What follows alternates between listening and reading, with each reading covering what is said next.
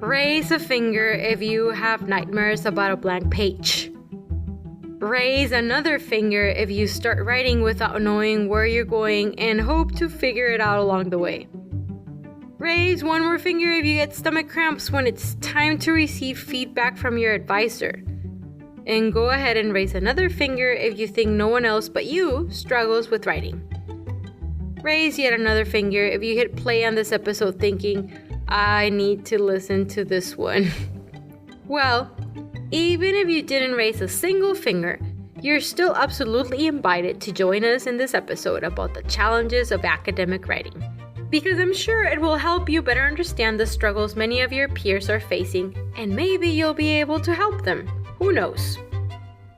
You're listening to Homo Academicus. Grab your pencil, paper, and eraser, because the topic of this episode is academic writing. Go ahead and hit share, and send this episode to the friend who always vents to you when it's time to write. Ready? Let's go!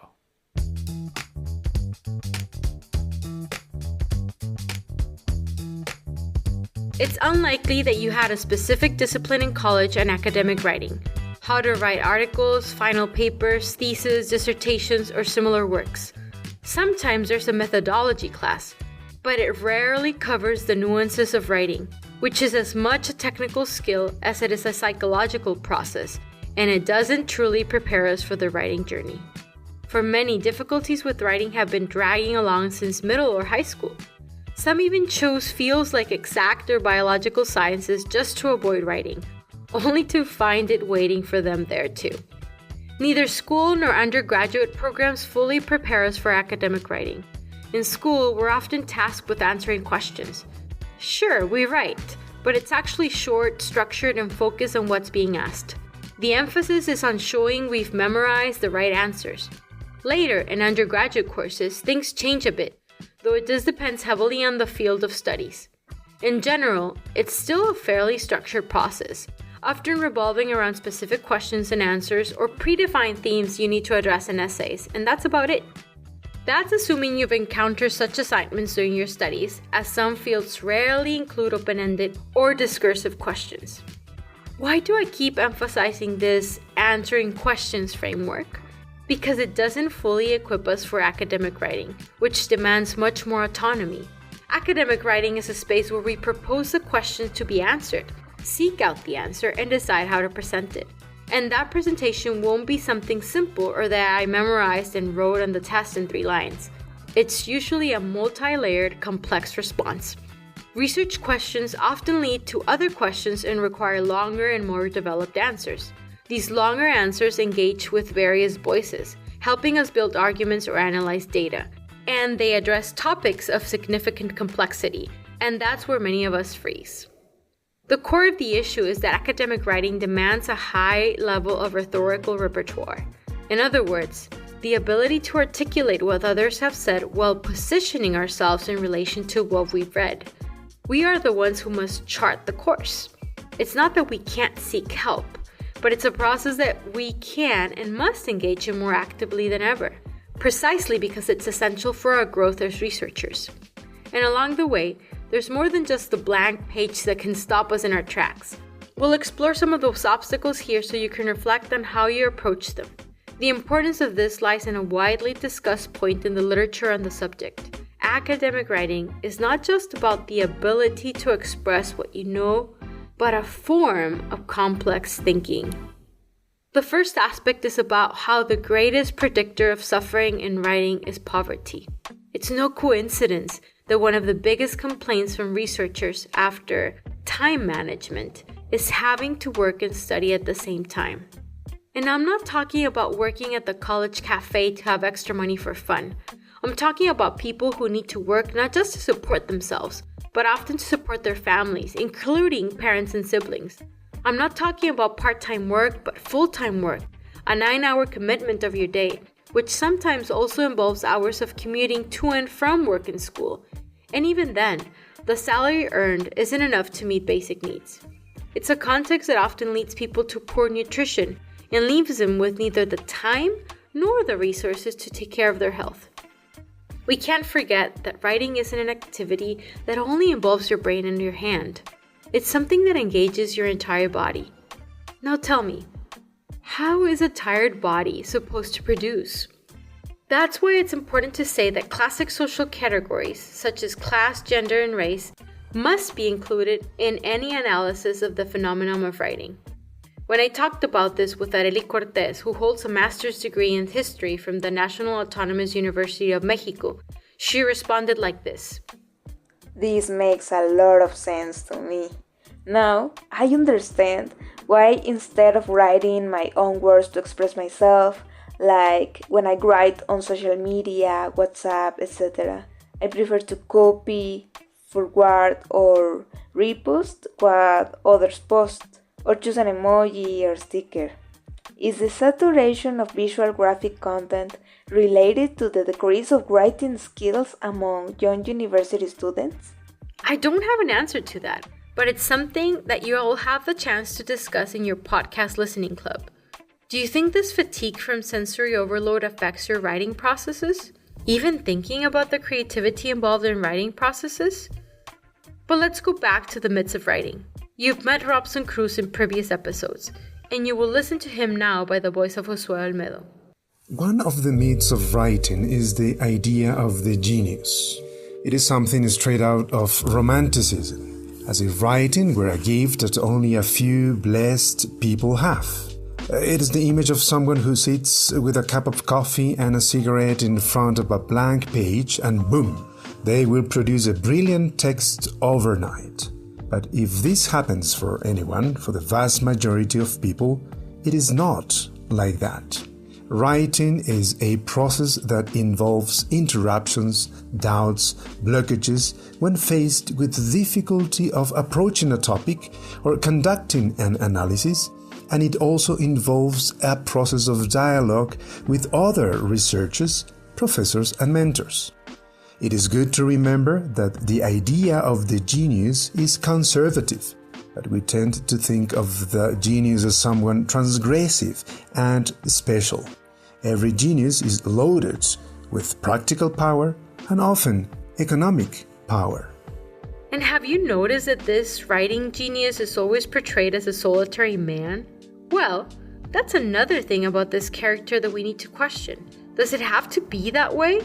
Does academic writing always have to be solitary? We have to move away from this mentality that there's an ideal way of writing, because sometimes we do this by trying to mimic someone else's writing. This also connects with the idea that writing well, being profound, means writing in a confusing and elaborate way. Sometimes we get caught up in thinking that complicated writing means being more academically profound. That's nonsense. Robson even brings up the example of this false notion that if we understand everything in a text, it must mean that it's not deep enough or complex enough, or that we have to write like this or that person.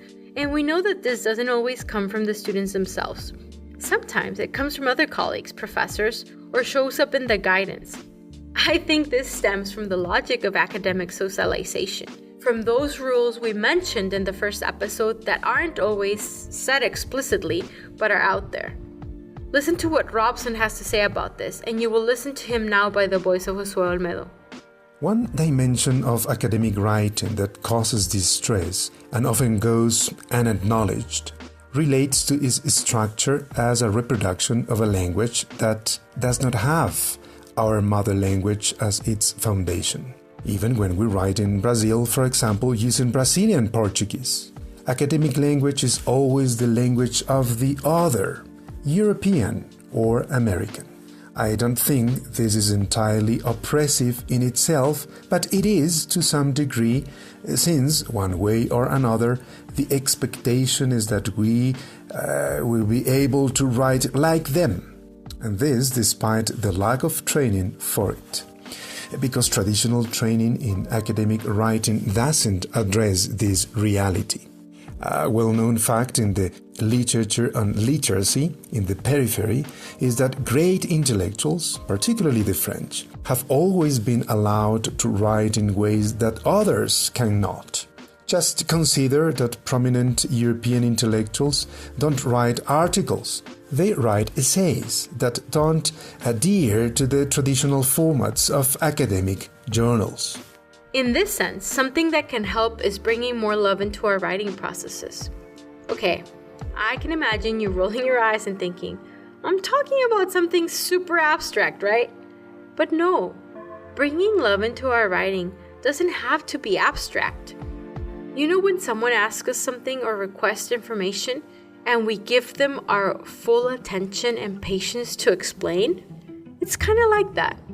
Approach your text with a mindset of wanting to contribute clearly to someone else. That's much kinder with ourselves and more valuable approach than trying to complicate things to perform being an ultra-profound intellectual. I know we often do this with the review committee in mind, but here are 2 points to consider. First, it's very likely that your text will end up being far more accessible and useful to someone researching that topic than to the committee members themselves. So why not think about those people who are just starting the research journey and have come across your work? And the second point, let's start inviting kind people to be on our review committees. Again, it doesn't mean that there shouldn't be criticism, but it does mean that criticism doesn't need to be rude, or even worse, aimed at undermining the person. We have all seen committee members criticize a student outfit or make inappropriate remarks like, I heard you lost 8 kilos to write this qualification, and you can see the effort you put in your work here on these pages. You made a great result, but you'll probably need to lose another 3 or 4 kilos to take this partial text to a thesis. I know we fall in these traps because we trust recommendations, whether from colleagues or other professors, or simply because we admired that person's work from reading what they produced, right? But here's an appeal.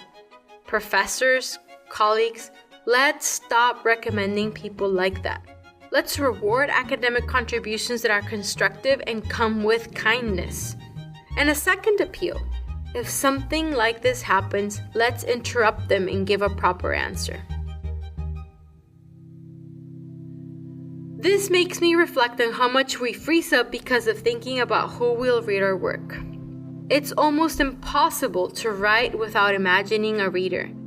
And we always end up projecting that person or that imaginary reader who will criticize whatever we write, right? Listen to one more of Robson's contributions by the voice of Josue. Writing is always an activity aimed at the other.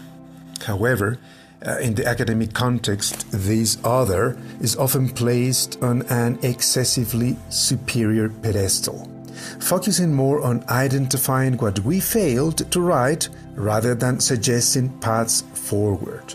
There is an assumption in academia that critical reading is essential at all stages of writing, but that's not true. Many times, evaluators in committees make critiques that are not relevant to that particular stage, and instead of fostering fluency in writing, they end up causing even more blockage. Did you think we'd stop here? Not a chance. There's still more to dive into when it comes to writing. How many times do we throw ourselves into 1,000 tasks just to delay sitting down to write? Oh, once I finish summarizing these hundreds of books and articles I saved, then I will start writing. Wait, let me clean my room first. Maybe I will bake a cake.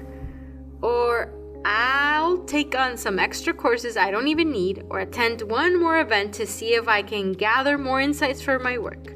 All these things, some even great and important, end up being just another way to postpone the writing process. The problem with the current academic life is that excess has been so normalized that it has become the standard. For example, something common among many of the professors I work with is lying to avoid taking one more work. Because if they set boundaries, they are seen as someone to be demoted or incapable. Worse, it's viewed as detrimental to your career if you know how to set limits on the excess of projects.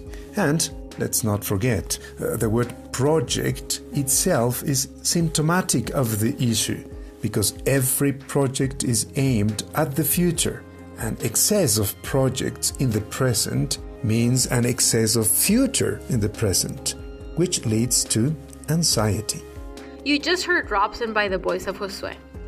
When we discussed this, Robson shared with us a situation where a professor, one of those who publishes 50 articles a year, told him that the satisfaction she saw him having from publishing a book in 1 or 2 years was much greater than any joy she had felt over all those years with her dozens of publications. We need to slow down, not only to produce with more quality, which is also very true, but to produce with satisfaction. And government agencies need to hear this from us. We need to learn to see writing more as a practice than a gift. The more we write, the more we learn. Even to develop the ability to go back later and know what to erase. Luis Antonio de Assis Brasil, in his book Cómo escribir ficción, How to Write Fiction, says that some people advise writers to delete the first pages or paragraphs of a text because that's when we're just warming up. Of course, this isn't an absolute rule, and it may be easier to visualize this tactic for literary writing, but it's something that, even in academic writing, or in the scripts that you're hearing right now as a podcast, help me approach the beginning of the writing process with more ease. When the page is still a bit blank, it's possible to start without stressing too much about whether it's good or correct. After you get going, you can look back and adjust the text, delete here, add there. Nothing is set in stone. This writer side of the researcher often takes a backseat compared to discussions and accounts of literary writers. A good idea for you is to read and watch videos of authors talking about their writing processes. As soon as I discovered that Philip Roth himself saying he writes 100 pages to choose a paragraph that will start his book, and no one thinks he's incompetent for that.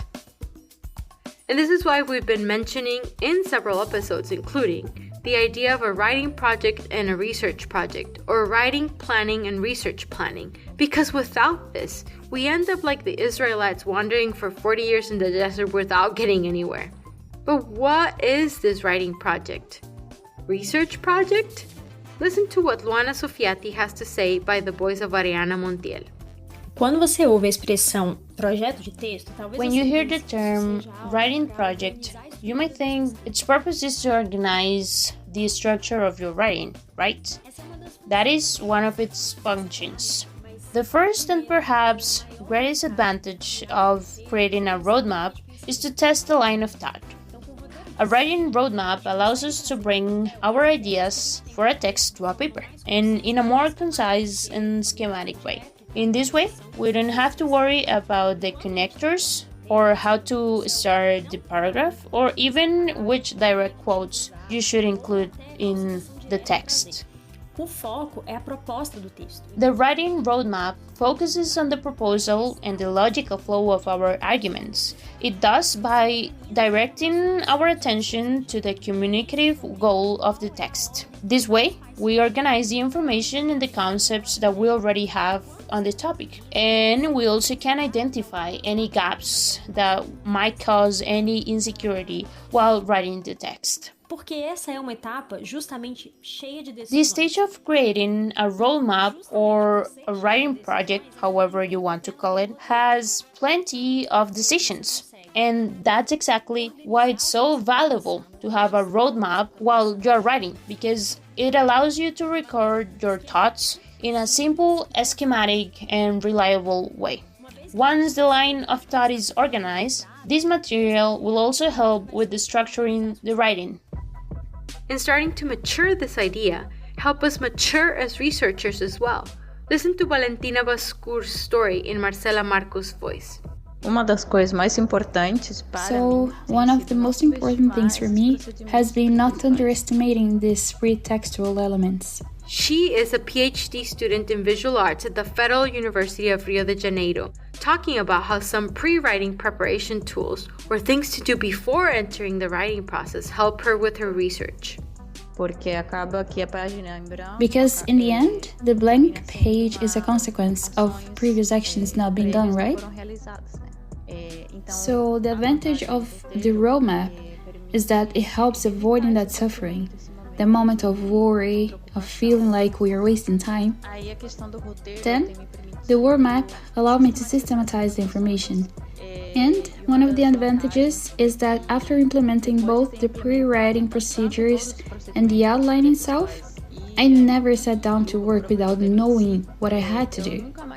So that's a huge advantage because many times we sit in front of the computer not knowing where to start. With planning tools, that doesn't happen. First, I make a weekly plan. I invest about half an hour on a Sunday night or something like that, where I reveal what's missing and plan my week around those actions. Planejo a minha semana em torno dessas ações. Sempre pequena, sempre... Always small, always modest, not overly ambitious, as concrete and feasible as possible. And then, the roadmap allows me to break tasks into smaller actions and insert them into a weekly or bi-weekly schedule. Something that gives us a perspective of the process, of the research path in the short term, in 1 week, in 10 days, in 15 days, and so on. This type of skill helps us feel more secure because we'll have a clear understanding of where we're stepping. It even helps us name the doubts that arise so we can help our energy on solving this or that problem that comes up during the research process. To learn and grow as a writer, it's also important to stop viewing criticism as punishment. Seeing the writing process as a learning journey helps us handle feedback better. It also makes it easier to engage with criticism. Why do you think that? How do you think it could be improved? Can you help me understand what isn't clear here? Sometimes we're so immersed in a topic that certain things seem obvious to us but aren't clear to the reader.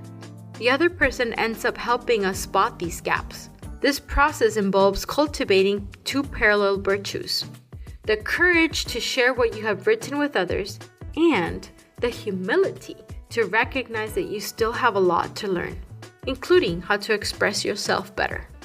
The challenge is that the early drafts of a text, especially a difficult one like an academic piece, often emerge as internal or mental discourse. This is why both students and even professors often fail to realize that this is just the first phase of writing. Here is Geraldo Witesse, a professor of the Federal University of Goiás in Brazil. The response can vary. The person might like it, dislike it, find it interesting or not. That's perfectly normal, and writers need to accept that. When we are talking about academic writing, specialized individuals are involved, an advisor or an editor with more knowledge and experience in the process. It's almost impossible to send the first version of a text and hear that it doesn't need any corrections.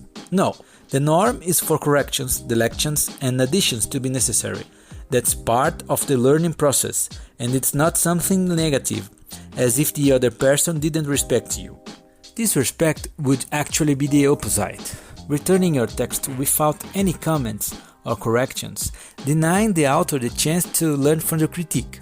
If you look at the manuscripts of brilliant authors like Victor Hugo or Leo Tolstoy, we see endless corrections, rewrites, cuts, and so on. Tolkien and C.S. Lewis were part of a group, the Inklings, where they critiqued each other's work. And see, Tolkien didn't even like the Chronicles of Narnia. So, if your text comes back with criticism, it's very likely there's something you need to learn from it. Don't respond hastily. Read and reread the critiques. Give yourself time to think and try to organize your thoughts before replying. Taking a few hours or even days can help balance your emotions and allow you to respond more clearly, even if you disagree. But trying to learn from this process is crucial because it's incredibly enriching. It's also crucial to learn how to provide feedback. Sometimes, yes, the text has issues, but the critique comes out so poorly framed that it's hard to understand how to fix the problems. And all we are left with is the offense. Take comments like, "I fear this manuscript may contribute not so much to the advancement of knowledge but to its decline." Or, "Did you have a seizure while writing this sentence? Because I did while reading it." These are real examples identified by the research of Indian scholar Prabhat Kumar Bharti. Even vague remarks like, "This isn't good," or "needs improvement," don't point us in any direction, do they? By the way, we will include a link in the discussion guide on our website so you can learn more about Prabhat Kumar Bharti's research. He's done fascinating work developing an algorithm to help journal editors analyze the types of feedback they receive and flag harmful, destructive comments. Interestingly, his study found that the more constructive the feedback, the more polite it tends to be. I learned how to give feedback from my advisors. That was Geraldo, whom you've already met today. One of the most important aspects is adopting a general posture. What does generosity in criticism mean?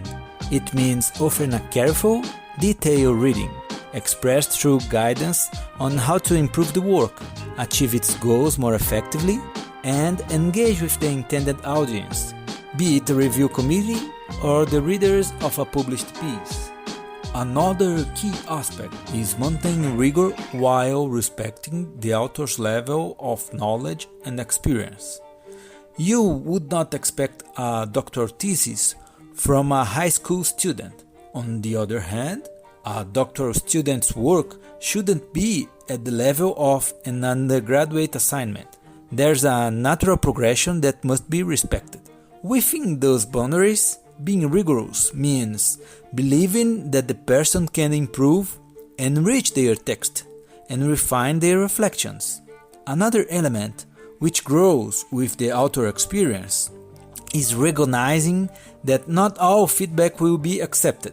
The advisor, reviewer, or critic needs to leave room for disagreement, allowing the author to explain their divergent viewpoints. Ultimately, if the author chooses not to incorporate the feedback, the responsibility is theirs, and that should be clear from the start.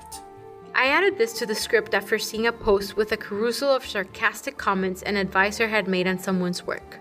Of course, we could argue that this type of commentary or humor depends on the relationship between the people involved.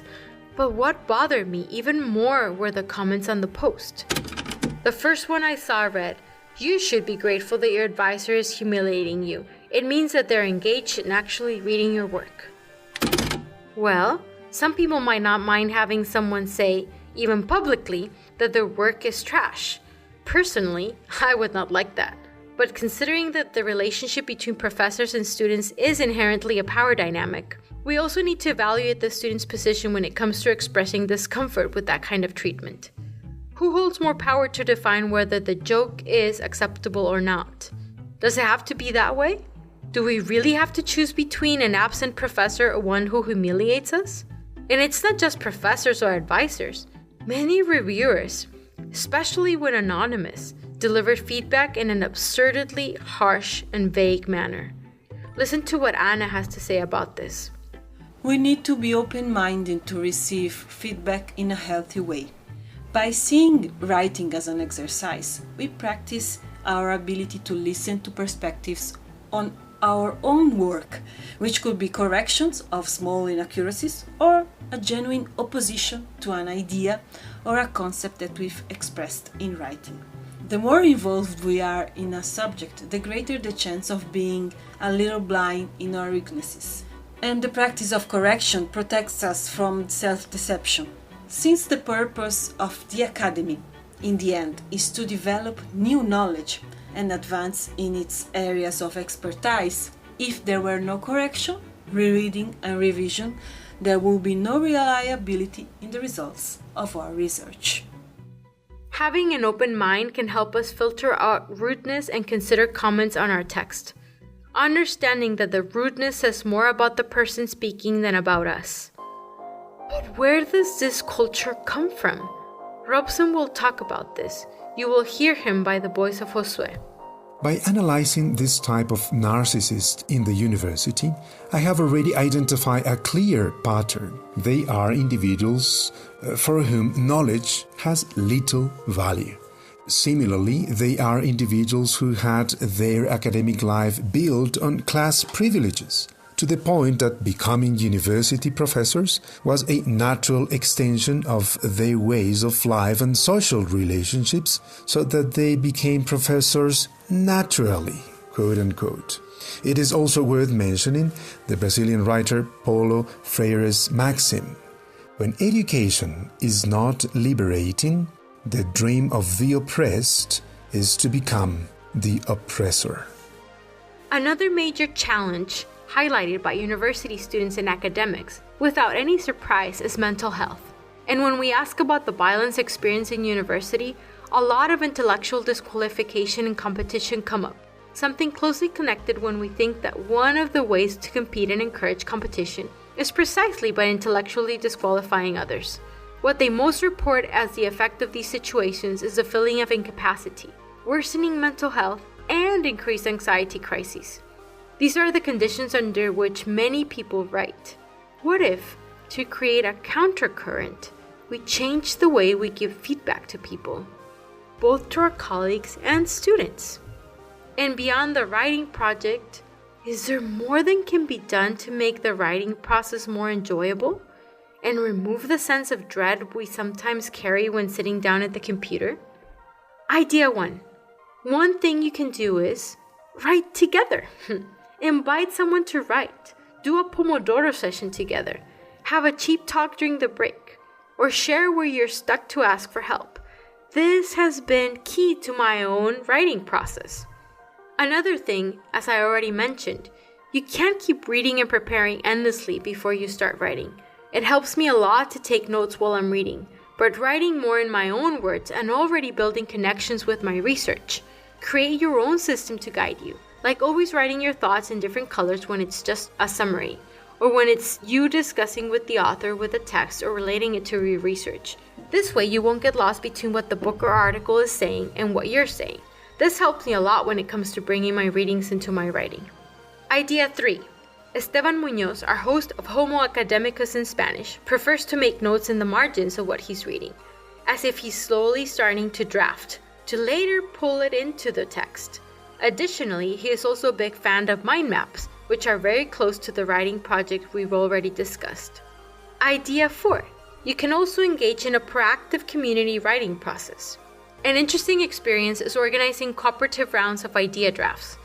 Okay, you'll bring together people who are interested in writing an article, an essay, or even brainstorming ideas for a master's or doctoral project. Or some who might have experience with writing and their fear of knowledge. And then you define how much time each person will have to present an idea draft. Oh, I thought about writing an essay on such and such topic, and I would analyze it with theory X and theory Y. Then, others can give their ideas. Like, oh, what if you include such and such? Or do you know this author? She talks exactly about what you're thinking of analyzing. After that, what also works is scheduling focus days, where you meet with your notes from the brainstorming day and write. You can take breaks with snacks to relax and have some cheap talk. Even if you don't have a big group for this right now, doing this draft thing with 1 or 2 people is very helpful. This is what unlocked the idea for my doctoral project, for example. Idea 5. Another idea is to gather a group of take it out of the drawer meeting. Do you know these final semester papers we write, submit, maybe even get some comments from the professor, but then put them in the drawer and forget about them? Well, take those papers and join them with a group to exchange readings and comments. Sometimes you can even help each other strengthen parts of the text where there's more room to develop, or where the argument is weaker, and then submit them for publication together. But just thinking about how to bring people together may not be enough. I think that the main thing is to think about individual and collective writing approaches that are oriented towards the process. This is Robson by Josué's voice.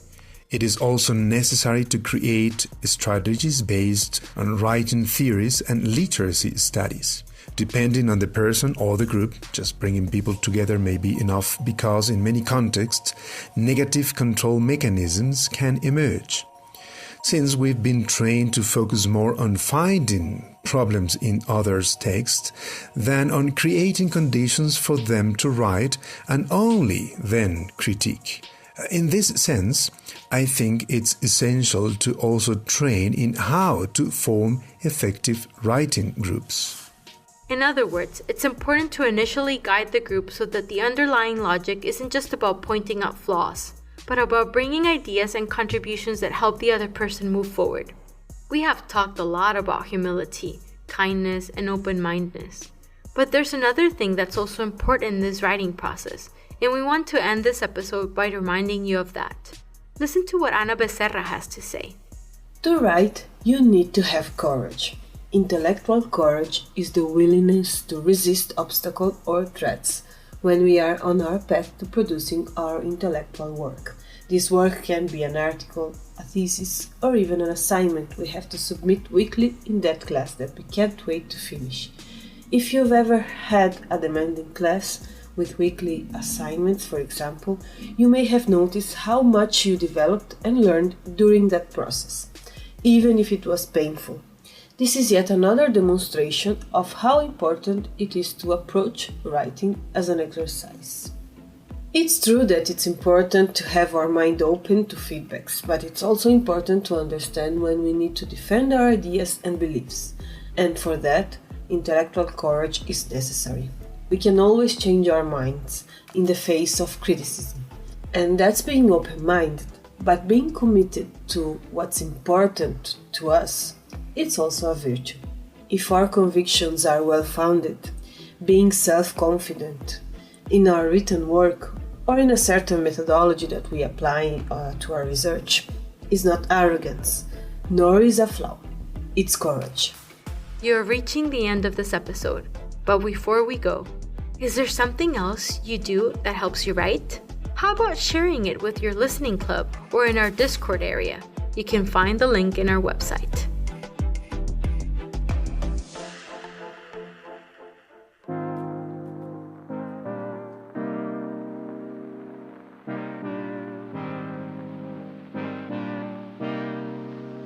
You've been listening to Homo Academicus, hosted by Alejandro Ortiz, Spanish hosting by Esteban Muñoz, script and Portuguese hosting by Débora Vieira, script support by Robson Cruz, Ana Bezerra Felício and Raquel Maia, resource support by Ana Bezerra Felício, Débora Vieira, Elisa Ferres, José Almeida and Raquel Maia, script review by Frederico Lopes, media outreach by Elisa Ferres and Lorena Brondani, editing and distribution by Laura Bieber, graphic and web design by Amanda Lopes, English translation by Tomás Friseiro, Spanish translation by Débora Vieira. The Homo Academicus podcast is a project founded by the John Templeton Foundation and does not necessarily reflect on the Foundation's opinion. Visit the website at homoacademicus.org to learn more about us and find our resources.